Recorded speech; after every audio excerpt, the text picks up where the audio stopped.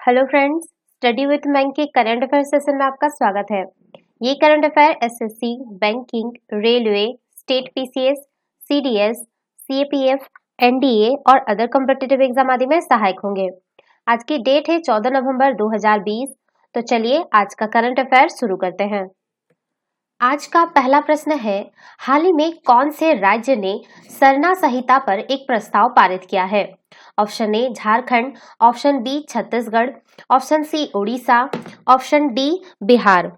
देखिए, झारखंड विधानसभा ने सर्वसम्मति से 11 नवंबर 2020 को एक दिवसीय विधानसभा सत्र के दौरान सरना संहिता पर एक प्रस्ताव पारित किया है।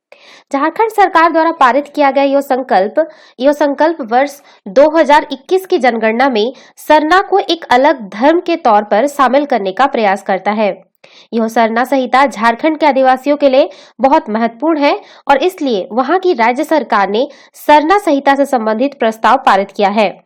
सरना अनुयायी वास्तव में प्रकृति के उपासक होते हैं और वे लोग खुद को हिंदू नहीं मानते हैं। कई दशकों से सरना के अनुयायी अपनी अलग धार्मिक पहचान कायम करने के लिए संघर्ष कर रहे हैं। तो इसका सही आंसर होगा ऑप्शन ए झारखंड। चलिए नेक्स्ट क्वेश्चन पर चलते हैं।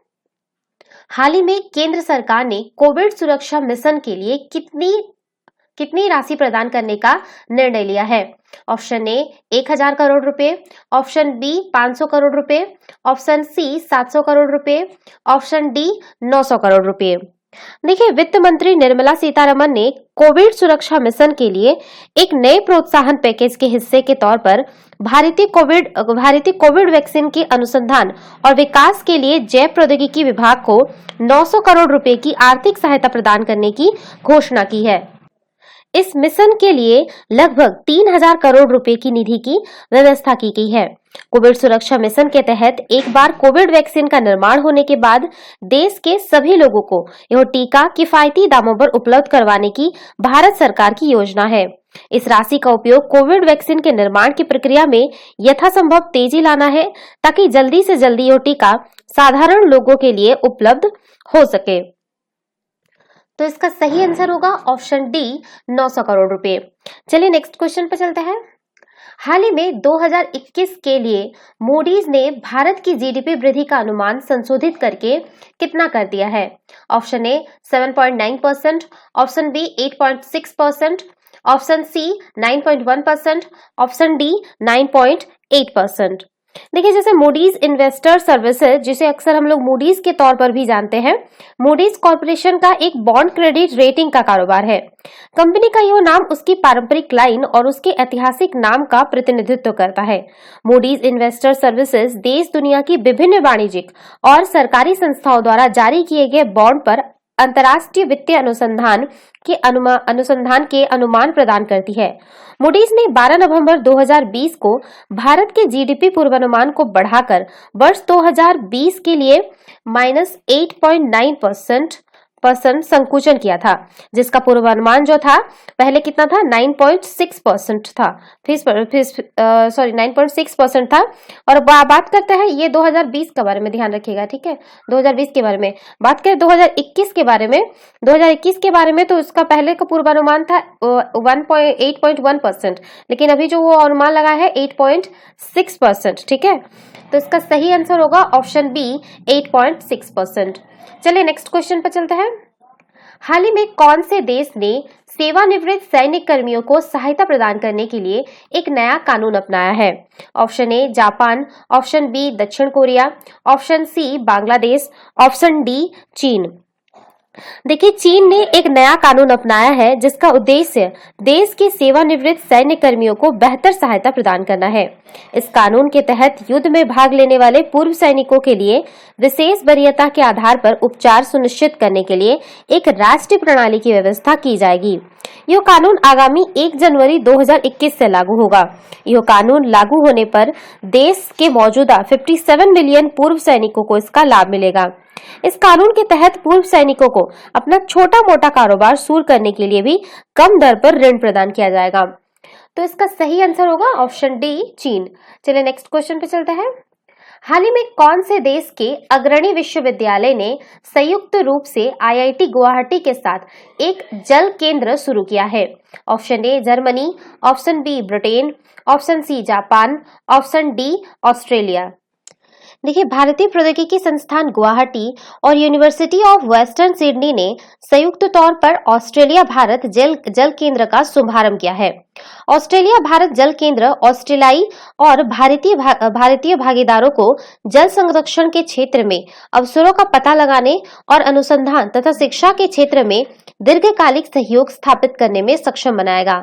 इस केंद्र में मुख्यतः जल अनुसंधान के क्षेत्र में सहयोग स्थापित करने, जल संरक्षण में एक संयुक्त मास्टर स्तर का प्रोग्राम शुरू करने, कार्यशालाओं का आयोजन और सरकारी एजेंसियों तथा अन्य प्रतिभागियों को जल संरक्षण के क्षेत्र में अल्पकालीन प्रशिक्षण प्रदान करने का कार्य किया जाएगा। तो इसका सही आंसर होगा ऑप्शन डी ऑस्ट्रेलिया। चलिए नेक्स्ट क्वेश्चन पे चलते हैं। हाल ही में कौन से अंतर्राष्ट्रीय संगठन द्वारा दुनिया भर में खाद्य व्यवस्था और कृषि पर कोविड-19 के प्रभाव से निपटने के लिए एक खाद्य गठबंधन शुरू किया गया है? Option A FAO, option B WHO, option C WFP, option D IFPRI। देखिए, संयुक्त राष्ट्र के खाद्य और कृषि संगठन ने दुनिया भर में खाद्य व्यवस्था और कृषि पर कोविड-19 के प्रभाव से निपटने के लिए औपचारिक रूप से एक अंतर्राष्ट्रीय खाद्य गठबंधन शुरू किया है। इसे कोविड-19 खाद्य गठबंधन के तौर पर भी जाना जाता है। यह खाद्य गठबंधन विभिन्न देशों के मध्य एक मंच के तौर पर भी काम करेगा, जो विभिन्न देशों की खाद्य समस्याओं और खाद्य आपूर्ति से संबंधित विभिन्न मामलों के लिए आपस में विचारों और जानकारी का आदान प्रदान करेंगे।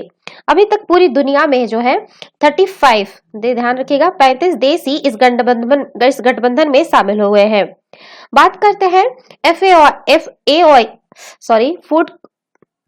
फूड एग्रीकल्चर ऑर्गेनाइजेशन जो है, इसके बारे में बात करते हैं। तो ये जो है संयुक्त राष्ट्रीय संघ तंत्र की सबसे बड़ी विशेषज्ञता प्राप्त एजेंसियों में से एक है, जिसकी स्थापना जो है 1945 में कृषि उत्पादकता और ग्रामीण आबादी के जीवन निर्वाह की स्थिति में सुधार करते हुए पोषण तथा जीवन स्तर को उन्नत बनाने के उद्देश्य के साथ की गई थी। खाद्य और कृषि संगठन का मुख्यालय जो है वो रोम, इटली में है। ठीक है, ध्यान रखिएगा। तो इसका सही आंसर होगा ऑप्शन ए FAO। चलिए नेक्स्ट क्वेश्चन पे चलते हैं। हाल ही में प्रोजेक्ट 75 के तहत निर्मित कौन से पनडुब्बी को मुंबई के Mazagon dock ship builders limited में लॉन्च किया गया? Option A INS Sindhughosh, option B INS Shishumar, option C INS Akula, option D INS Vagir.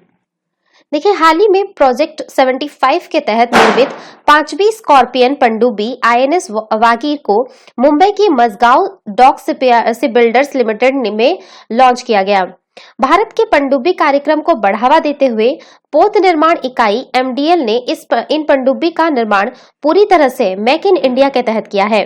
इसे बेहतर स्टील फीचर्स जैसे कि उन्नत ध्वनिक अवशोषण तकनीक, कम विकिरण वाले शोर स्तर, हाइड्रोडायनामिक रूप से अनुकूलित आकार आदि और सटीक निर्देशित हथियारों के साथ पुनर्निर्मित किया गया है। यह पानी के नीचे या सतह पर टारपीडो और ट्यूब लॉन्च एंटी शिप मिसाइलों के साथ हमला करने में सक्षम है। वागीर 1 पूर्व में रूस से प्राप्त की गई सबमरीन, जिसका नाम सेंट फिश के नाम पर रखा गया था, हिंद महासागर का एक समुद्री शिकारी था, जो 3 दिसंबर 1973 को भारतीय नौसेना में शामिल किया गया था और 7 जून 2001 को सेवा मुक्त किया गया है। तो ये है जो वागीर 1 का है, तो ये 5वां है। ठीक है, इसका ध्यान रखिएगा, 5वां स्कॉर्पियन पनडुब्बी है वागीर का। तो इसका सही आंसर होगा ऑप्शन डी INS वागीर। चलिए नेक्स्ट क्वेश्चन पे चलते हैं। हाल ही में भारत के कौन से सार्वजनिक उपक्रम द्वारा फ्लाई ऐश से जियोपॉलीमर एग्रीगेट को सफलतापूर्वक विकसित किया गया है? Option A north eastern electronic power corporation limited, option B power grid corporation of India limited, option C NTPC limited, option D REC विद्युत वितरण कंपनी लिमिटेड। देखिए हाल ही में जो है भारत के सबसे बड़े बिजली उत्पादक और बिजली मंत्रालय के अधीन सार्वजनिक उपक्रम एनटीपीसी लिमिटेड ने फ्लाई एश से जियोपॉलीमर एग्रीमेंट को सफलतापूर्वक विकसित किया है। फ्लाई एश में जियोपॉलीमर एग्रीमेंट के उत्पादक और एनटीपीसी की अनुसंधान परियोजना भारतीय मानकों के वैधानिक मापदंडों के अनुरूप है और इसकी पुष्टि राष्ट्रीय सीमेंट और निर्माण सामग्री परिषद ने भी की है। एनटीपीसी ने प्राकृतिक एग्रीगेट के प्रतिस्थापन के रूप में जियोपॉलीमर एग्रीगेट को विकसित किया है। कंक्रीट कार्यों में उपयोगिता के लिए भारतीय मानकों के आधार पर एनसीसीबीएम हैदराबाद ने तकनीकी मानकों का परीक्षण किया और परिणाम स्वीकार्य सीमा में है। एग्रीगेट, देखिए एग्रीगेट के बारे में बात करते हैं तो जैसे किसी भूभाग या क्षेत्र को स्थिर करने के लिए सिविल इंजीनियरिंग परियोजनाओं में एग्रीगेट का उपयोग किया जाता है। प्राकृतिक एग्रीगेट प्राप्त करने के लिए पत्थर के उत्खनन की आवश्यकता होती है। जियोपॉलीमर एग्रीगेट का निर्माण उद्योग के व्यापक उपयोग किया जाएगा। तो इसके लाभ की अगर बात करें तो प्राकृतिक एग्रीगेट के स्थान पर इसका उपयोग किया जाएगा जिससे पर्यावरण पर होने वाले दुष्प्रभाव को कम करने में मदद मिलेगी। भारत में इन एग्रीगेट की कुल जो मांग है लगभग 2000 मिलियन मीट्रिक टन प्रति वर्ष है। फ्लाई एश एनटीपीसी द्वारा विकसित एग्रीगेट की मांग को काफी हद तक पूरा करने में मदद करेगा और प्राकृतिक एग्रीगेट से होने वाले पर्यावरणीय दुष्प्रभाव को भी कम करेगा। तो इसका सही आंसर होगा ऑप्शन सी एनटीपीसी लिमिटेड। चलिए नेक्स्ट क्वेश्चन पे चलते हैं। हाल ही में शुरू हुए ऑयल पाम परियोजना पूर्वोत्तर के कौन से राज्य से संबंधित है? Option A Manipur, option B Mizoram, option C Nagaland, option D Assam. देखिए मणिपुर के मुख्यमंत्री ने वीडियो कॉन्फ्रेंसिंग के माध्यम से ऑयल पाम परियोजना की शुरुआत की है जो कि राज्य में झूम खेती का विकल्प हो सकती है। ऑयल पाम की बागवानी उष्ण क्षेत्र के लिए काफी उपयुक्त है और राज्य सरकार ने पाम ऑयल की खेती के लिए चंदेल, चूड़ाचांदपुर, इम्फाल पश्चिम, विष्णुपुर, उखरूल और थावल जिलों में भूमि का चयन भी किया है। राज्य सरकार ने शुरू में जो है 200 हेक्टेयर, ठीक है, 200 हेक्टेयर भूमि पर पाम ऑयल की खेती का लक्ष्य निर्धारित किया है और इसके लिए केंद्र सरकार की सहायता से मिजोरम तथा आंध्र प्रदेश से बीज की खरीद की जाएगी। ध्यातव्य है कि राज्य में इस परियोजना को तिलहन और पाम तेल पर राष्ट्रीय मिशन के तहत लागू किया जा रहा है। केंद्र सरकार के तिलहन और पाम तेल पर राष्ट्रीय मिशन का उद्देश्य खाद्य तेलों में भारत को आत्मनिर्भर बनाने के साथ ही अन्य देशों को निर्यात करना भी है। ध्यातव्य है कि भारत पाम ऑयल का सबसे बड़ा उपभोक्ता और आयातक है।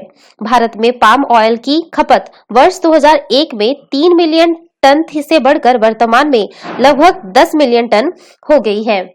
तो इसका सही आंसर होगा ऑप्शन ए मणिपुर। चलिए नेक्स्ट क्वेश्चन पे चलते हैं। देश भर में राष्ट्रीय आयुर्वेद दिवस कब मनाया जाता है? ऑप्शन ए 14 नवंबर, ऑप्शन बी 13 नवंबर, ऑप्शन सी 10 नवंबर, ऑप्शन डी 15 नवंबर। देखिए 10 नवंबर को पूरे देश भर में राष्ट्रीय आयुर्वेद दिवस के रूप में मनाया जाता है।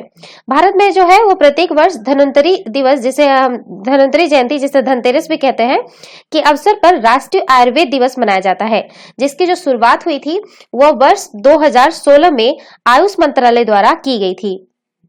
सॉरी माय मिस्टेक, आप लोग यहाँ काम कर दीजिएगा, यहाँ पे 2020 का लिख दीजिएगा, ठीक है, 2020 का। देश भर में 2020 का राष्ट्रीय आयुर्वेद दिवस कब मनाया जाता है?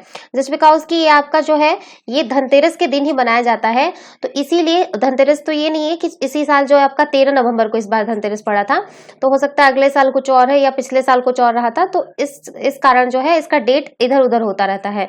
तो आप इस साल का जो है 13 नवंबर को मनाया गया था, ये ध्यान रखिएगा, ठीक है ना। इसकी शुरुआत तो 2016 में हुई थी। जो इस दिवस के आयोजन पर उद्देश्य जो वर्तमान पीढ़ी में आयुर्वेद के प्रति जागरूकता पैदा करना और समाज में चिकित्सा के आयुर्वेदिक सिद्धांतों को बढ़ावा देना है। इस दिवस को सर्वप्रथम वर्ष 2016 में मनाया गया था। आप देखिए, अब बात कर देते हैं 2019 में जो है इसे 25 अक्टूबर को मनाया गया था। देखिए डेट चेंज हो रहा है, ठीक है। और 2020 के लिए राष्ट्रीय आयुर्वेद दिवस की जो थीम थी वो कोविड-19 के लिए आयुर्वेद रखी गई है। ध्यातव्य है कि आयुर्वेद प्राचीन भारतीय प्राकृतिक और समग्र वैद्य शास्त्र चिकित्सा पद्धति है। संस्कृत भाषा में आयुर्वेद का अर्थ है जीवन का विज्ञान। जीवन का विज्ञान। तो इसका सही आंसर होगा ऑप्शन बी 13 नवंबर। तो ये था आज की करंट अफेयर। वीडियो पसंद आए तो लाइक शेयर और कमेंट करना ना भूले, साथ ही साथ चैनल को सब्सक्राइब करना ना भूले। Thanks for watching, have a nice day, take care.